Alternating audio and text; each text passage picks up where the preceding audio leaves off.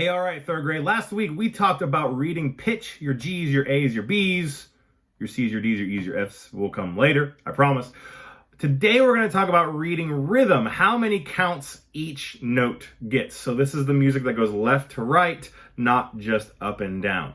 Now, I have a little bit of a diagram here. Well, it's a whiteboard, it's not a diagram. You have this information on your music sheet. If you can go ahead and get your music sheet out again, that would be awesome. And you will see this same information on your music sheet, just laid out a little bit differently. So, I'm going to go ahead and turn on something called a metronome. A metronome is what helps us keep time and feel the beat at a certain speed, all right? So you're going to hear this click.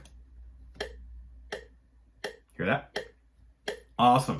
Now, when we see a whole note, this big oval, we're going to hold this note for 4 beats. With your recorder, you can go ahead and play any note for 4 of these clicks. I'm going to give you 4 beats to prepare your brain. And 1, 2, 3, and. I'm not using my recorder. I'm just blowing air for 4 beats, all right? Awesome. Can we do 2 of these in a row? 2, 3.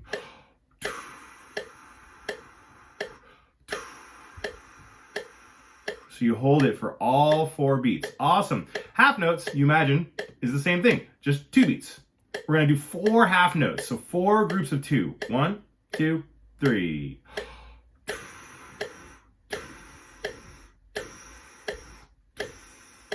And as you would imagine, quarter notes only get 1 of these clicks each note. So you're going to play every single click. I encourage you not to breathe between every single note. You're going to get lightheaded, all right? 1, 2, 3.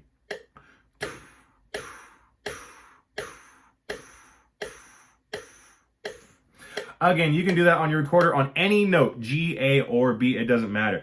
Notice, I don't know if you noticed, but I'm going to point this out. I started every note by using my tongue, kind of like I started a word with a T, all right? Like tater tot or tarantula, all right? So, all right? Cool. I have a song for you on the bottom of this whiteboard. You can play this song on any of the notes that we have learned so far, G, A, or B. So take a second, figure out which one's a whole note, which one's a half note, which one's a quarter note. In case you're wondering what these numbers are, these numbers at the beginning, they tell us how many beats are in each measure. A measure is what's in between each of these lines. Measures are usually grouped up into groups of 2, 3, but most commonly 4. And so 4 equals 4, 2 plus 2 equals 4, 1 plus 1 plus 1 plus 1 equals 4, 2 plus 1 plus 1 also equals 4. So groups of 4. All right, here we go. Have your recorder ready and just go ahead and play any note, G, A, or B, on this rhythm. I'm going to go ahead and get that metronome going. Here we go. Here's 4 clicks for your brain. 1, 2, 3.